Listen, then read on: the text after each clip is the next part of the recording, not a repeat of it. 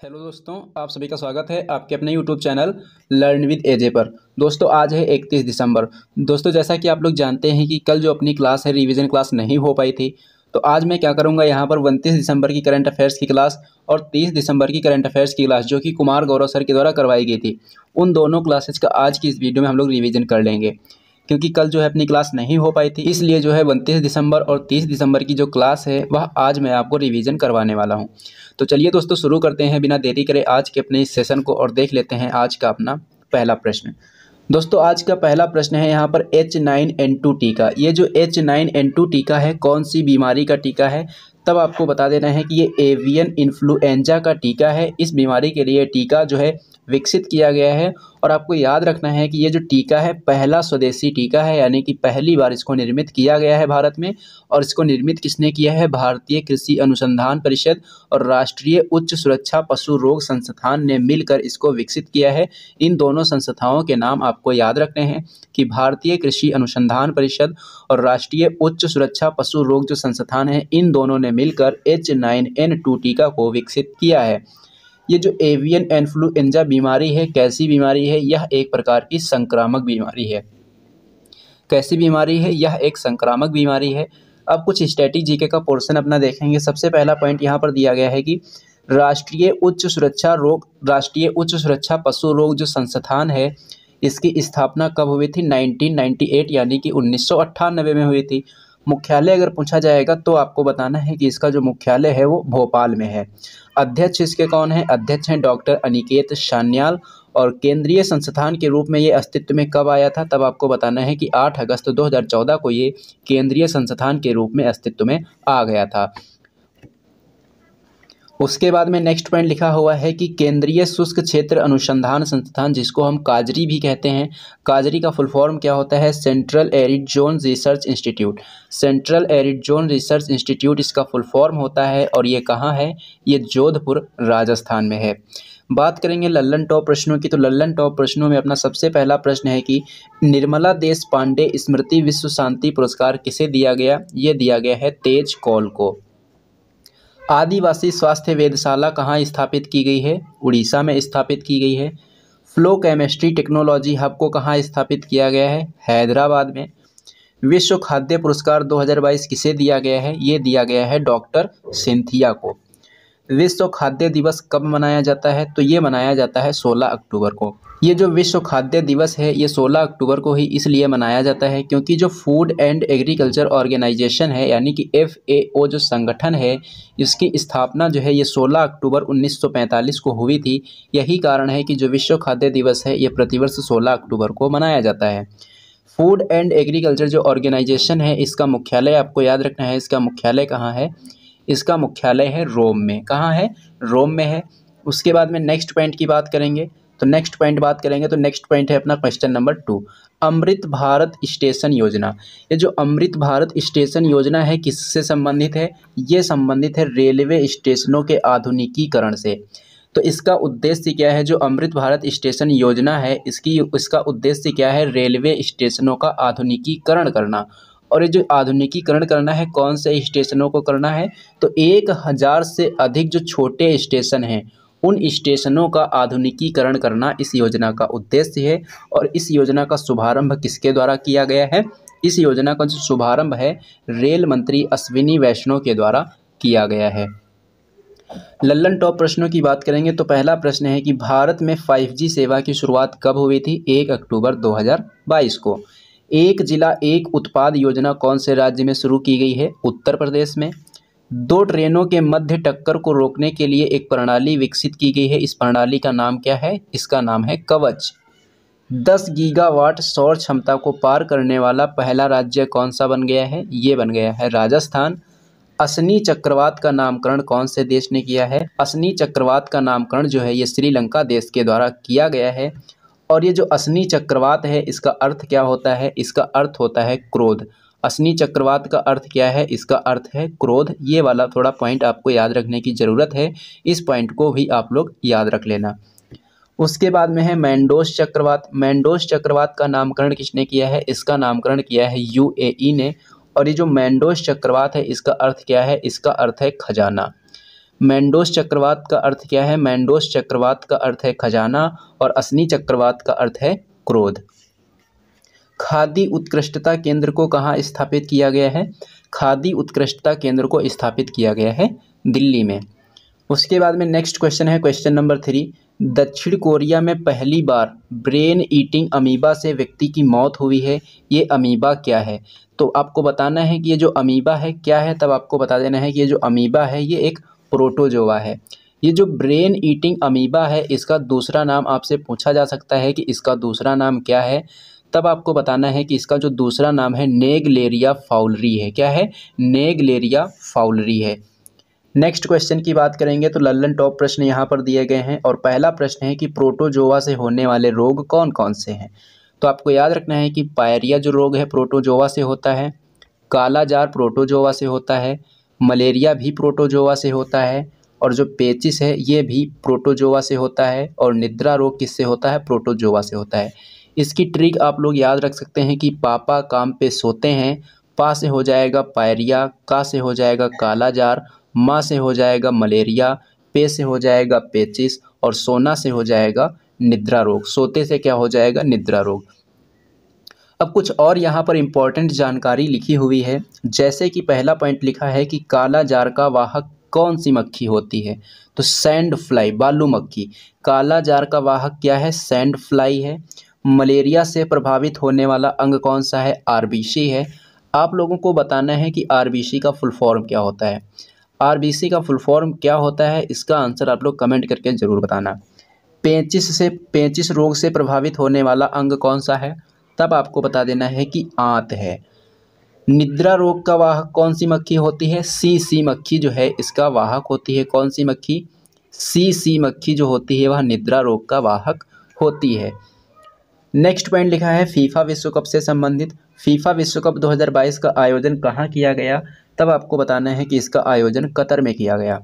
विजेता कौन सा देश बना है? अर्जेंटीना बना है। फीफा विश्व कप 2022 का उप विजेता कौन बना है? तब आपको बताना है कि ये फ्रांस बना है। फीफा विश्व कप 2022 में गोल्डन बॉल किसने जीता है? तो ये जीता है लियोनेल मेसी ने। और वर्तमान समय में मुख्य चुनाव आयुक्त कौन है? तो ये हैं राजीव कुमार। और पहले नंबर का जो बांग्ला अकादमी पुरस्कार है किसे दिया गया है? ममता बनर्जी को दिया गया है। नेक्स्ट क्वेश्चन है क्वेश्चन नंबर 4। सघन टीबी उन्मूलन परियोजना जो है ये कौन कौन से राज्यों में शुरू की गई है, और इस योजना को शुरू करने के लिए कौन सी महारत्न कंपनी के साथ समझौता किया गया है? तब आपको बताना है कि जो सघन टीबी उन्मूलन परियोजना है ये उत्तर प्रदेश और छत्तीसगढ़ में पहली बार प्रारंभ की गई है, और इसके लिए जो समझौता हुआ है इंडियन ऑयल कॉरपोरेशन जो कंपनी है, महारत्न कंपनी है, उसके साथ समझौता किया गया है। इस योजना को शुरू क्यों किया गया है? आप लोगों को पता होगा कि जो टीबी हारेगा देश जीतेगा, इसके लिए जो लक्ष्य रखा गया है, कौन से वर्ष को लक्ष्य रखा गया है? वर्ष 2025 को इसके लिए लक्ष्य रखा गया है, और इसी लक्ष्य को हासिल करने के लिए इस योजना को शुरू किया गया है।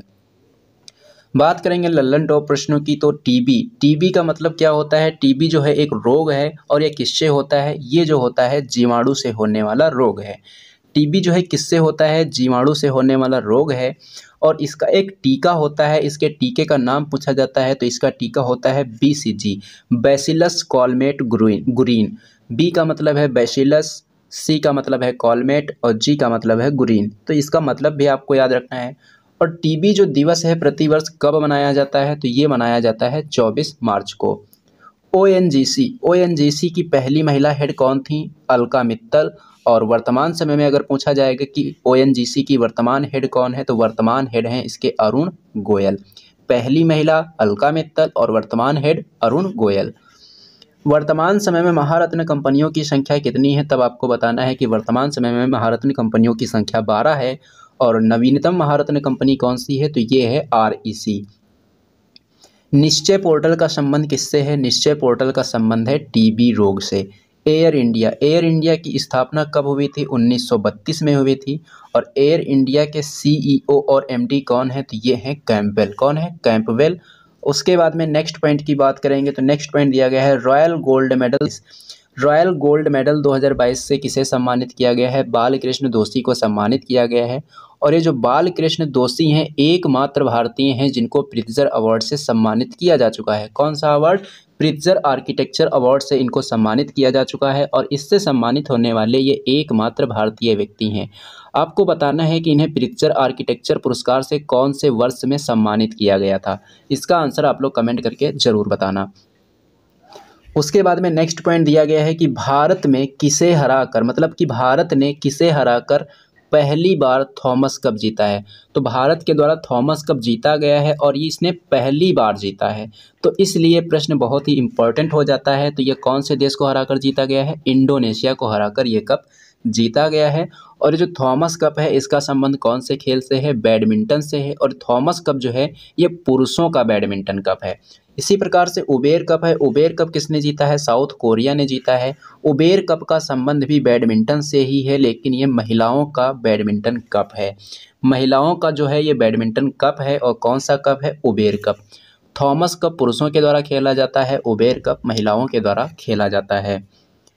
नेक्स्ट पॉइंट की बात करेंगे तो नेक्स्ट पॉइंट है अपना क्वेश्चन नंबर 5। महामारी की तैयारी का अंतर्राष्ट्रीय दिवस कब मनाया गया है? अभी हाल ही में। तो ये मनाया गया है 27 दिसंबर को। और पहली बार कब मनाया गया था? 2020 में मनाया गया था। इस दिवस को मनाए जाने की घोषणा किसके द्वारा की गई थी? यूएनओ प्लस WHO के द्वारा इस दिवस को मनाए जाने की घोषणा की गई थी। इस दिवस को मनाए जाने का उद्देश्य क्या है? भविष्य में आने वाली जो महामारी हैं उनके प्रभाव को कम करना इस दिवस का उद्देश्य है। बात करेंगे लल्लन टॉप प्रश्नों की, तो लल्लन टॉप प्रश्नों में अपना पहला पॉइंट है यूएनओ से संबंधित।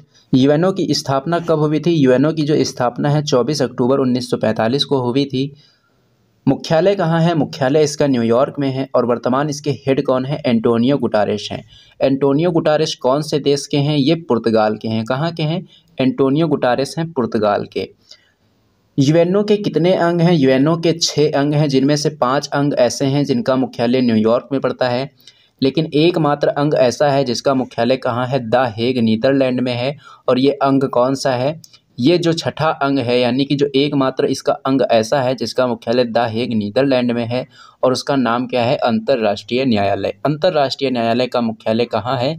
द हेग नीदरलैंड में है। उसके बाद में बात करेंगे नेक्स्ट पॉइंट की, तो नेक्स्ट पॉइंट है WHO। WHO की स्थापना कब हुई थी? 7 अप्रैल 1948 को। मुख्यालय कहाँ है? जिनेवा में है। महानिदेशक कौन है? डॉक्टर टेड्रोस हैं। त्रिपुरा के वर्तमान मुख्यमंत्री कौन है? डॉक्टर मानिक साह हैं। भारत का 53वां टाइगर रिजर्व कौन सा टाइगर रिजर्व बना है? ये बना है रानीपुर टाइगर रिजर्व। कहाँ है? उत्तर प्रदेश में। भारत का 52वां टाइगर रिजर्व कौन सा बना है? रामगढ़ विषधारी टाइगर रिजर्व बना है। कहाँ है? राजस्थान के बूंदी में है। नेक्स्ट पॉइंट है कि 5G टेस्ट बेड का शुभारंभ कहाँ किया गया है? IIT मद्रास के द्वारा किया गया। परम शक्ति सुपर कंप्यूटर को कहाँ स्थापित किया गया? IIT खड़गपुर में। परम गंगा सुपर कंप्यूटर को कहाँ स्थापित किया गया है? IIT रुड़की में। परम कामरूप सुपर कंप्यूटर को कहाँ स्थापित किया गया है? IIT गुवाहाटी में। और परम अनंत सुपर कंप्यूटर को कहाँ स्थापित किया गया है? IIT गांधीनगर में। परम शक्ति पूछेगा तो IIT खड़गपुर, परम गंगा पूछेगा तो IIT रुड़की, परम कामरूप पूछेगा तो IIT गुवाहाटी, परम अनंत पूछेगा तो IIT गांधीनगर। ये जो कामरूप नाम है किसका पुराना नाम है? ये असम का पुराना नाम है।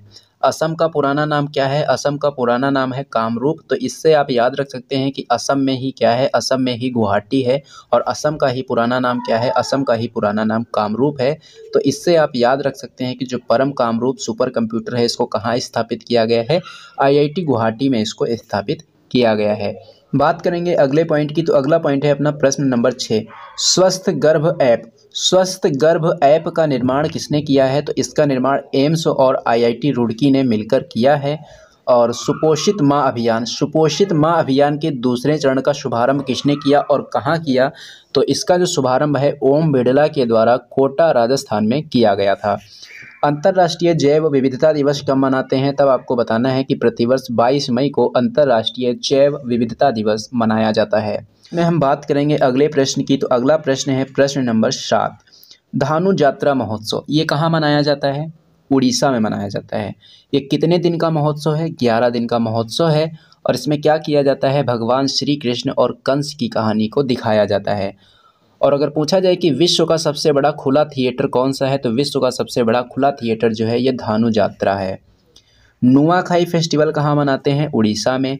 रज पर्व कहाँ मनाते हैं? उड़ीसा में। जगन्नाथ रथ यात्रा कहाँ आयोजित होती है? उड़ीसा में।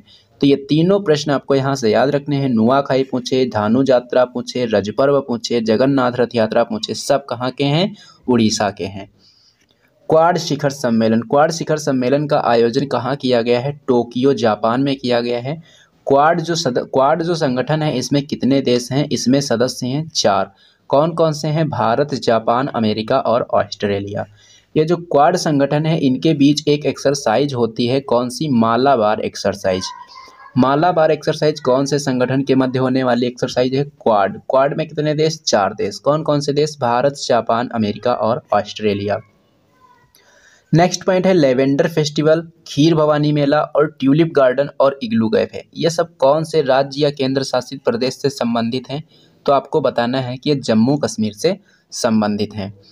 नेक्स्ट क्वेश्चन है क्वेश्चन नंबर 8, फसाई का CEO किसे बनाया गया है? तो सबसे पहले आपको याद रखना है कि जो फसाई का CEO नियुक्त किया गया है ये चुना गया है गंजी कमलावी राव को। किसे? गंजी कमलावी राव को चुना गया है। अगर पूछा जाए कि फसाई का फुल फॉर्म क्या है तब आपको बता देना है कि food safety and standard authority of India इसका फुल फॉर्म होता है।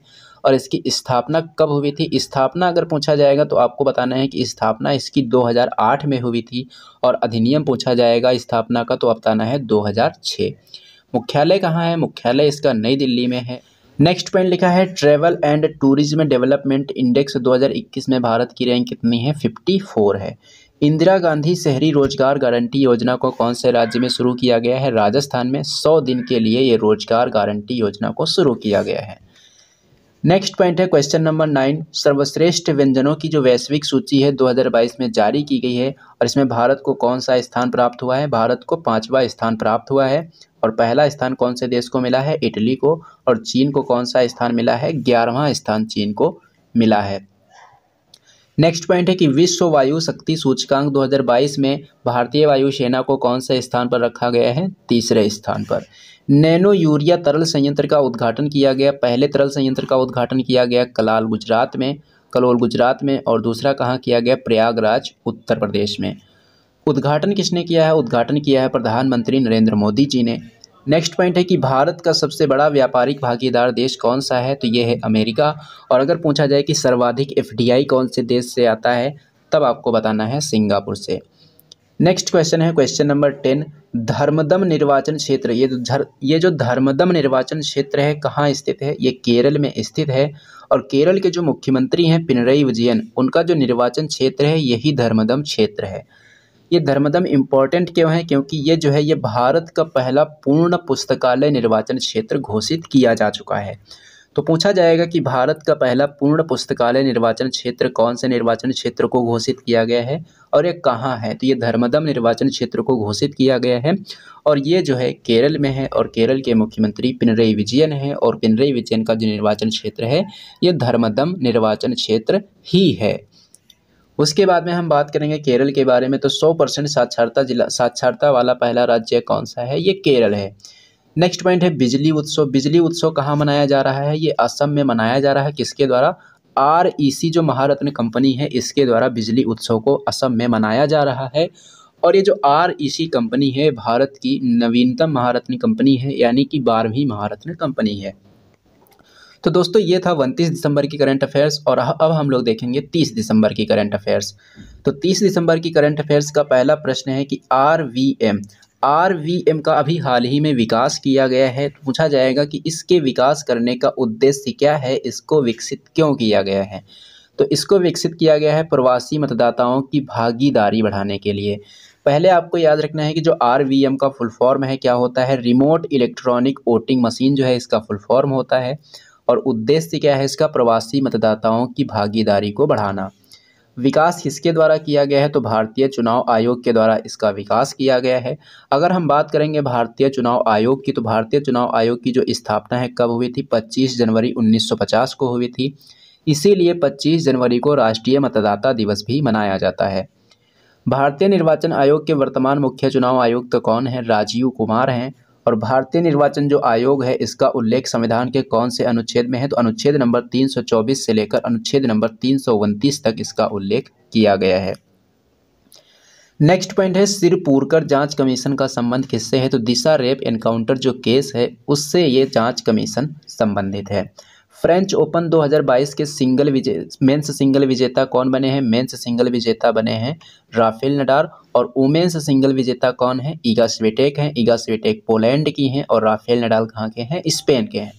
Single use plastic buy back योजना कौन से राज्य में शुरू हुई है?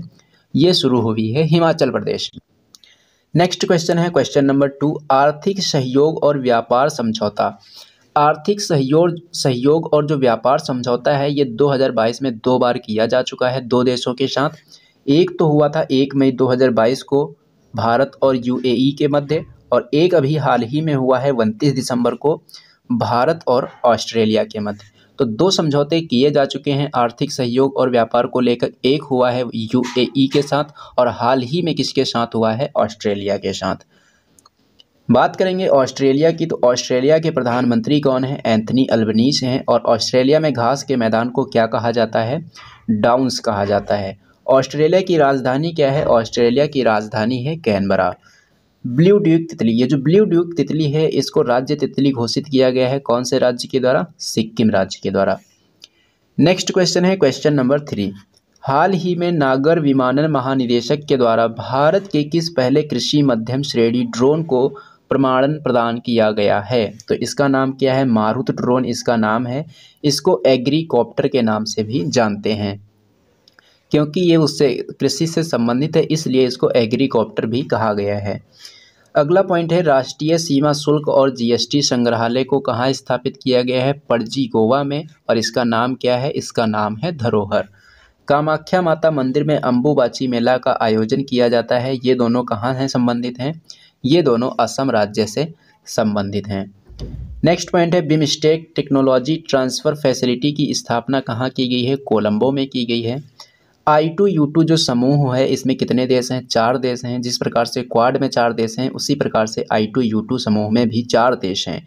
इंडिया, इजराइल, यूएई और यूएसए जो है इसमें शामिल हैं। और जो I2U2 समूह है इसको पश्चिमी देशों का क्वाड कहा जाता है, वेस्ट क्वाड कहा जाता है। नेक्स्ट क्वेश्चन है क्वेश्चन नंबर 4, के किंग कनोइंग जो अकादमी है इसकी स्थापना कहाँ की गई है? स्थापना की गई है उत्तराखंड में। किसने की है? R.K. सिंह ने। R.K. सिंह कौन है? केंद्रीय ऊर्जा मंत्री हैं। बात करेंगे इंपॉर्टेंट पॉइंट की, तो पहला पॉइंट है कि भारत का सबसे ऊंचा बांध कौन सा बांध है? ये टिहरी बांध है। और कौन सी नदी पर है? भागीरथी नदी पर है। उत्तराखंड की बात करेंगे तो उत्तराखंड के मुख्यमंत्री कौन है? पुष्कर सिंह धामी हैं। उत्तराखंड में विधानसभा की सीट कितनी है? 70 हैं। और उत्तराखंड की पहली महिला स्पीकर कौन बनी है? रितु खांडेरी बनी है। नेक्स्ट पॉइंट है उन्मेष। उन्मेष क्या है? उन्मेष जो है ये अंतर्राष्ट्रीय साक्षरता उत्सव है और इसका जो आयोजन है कहाँ किया गया है? शिमला में इसका आयोजन किया गया। पैरा बैडमिंटन जो अकादमी है इसको कहाँ स्थापित किया गया? इसको लखनऊ में स्थापित किया गया है। उसके बाद में है वर्ष 2022 के लिए विश्व का सर्वश्रेष्ठ हवाई अड्डा किसे घोषित किया गया है? तो ये किंग हमद हवाई अड्डे को घोषित किया गया है। और जो किंग हमद हवाई अड्डा है कहाँ है? कतर में है। अगला प्रश्न है प्रश्न नंबर 5, उत्तर प्रदेश की 5 स्टार रेटिंग वाली जो जेल हैं कौन कौन सी हैं? तो अभी इनको हाल ही में घोषित किया गया है। पहली है फर्रुखाबाद जेल और दूसरी है बुलंदशहर जेल। तो 5 स्टार रेटिंग वाली पहली जेल फर्रुखाबाद जेल, दूसरी जेल बुलंदशहर जेल, कहाँ की? उत्तर प्रदेश की। ये जो 5 स्टार रेटिंग है किसके द्वारा दी जाती है? फसाई के द्वारा दी जाती है। फसाई के बारे में अभी हमने देखा है, food safety and standard authority of India क्या है? इसका फुल फॉर्म है। और मुख्यालय इसका नई दिल्ली में है। स्थापना 2006 के अधिनियम के द्वारा 2008 में हुई थी। मुख्यालय दिल्ली में है। और ये जो 5 स्टार रेटिंग है कौन से कैंपेन के तहत दी जा रही है? तो ईट राइट कैंपेन के तहत ये दी जा रही है। इंपॉर्टेंट पॉइंट की बात करेंगे तो पहला पॉइंट लिखा है कि अंतर्राष्ट्रीय एल्यूमिनियम संस्थान के नए अध्यक्ष कौन बने हैं? तो ये बने हैं सतीश पाई।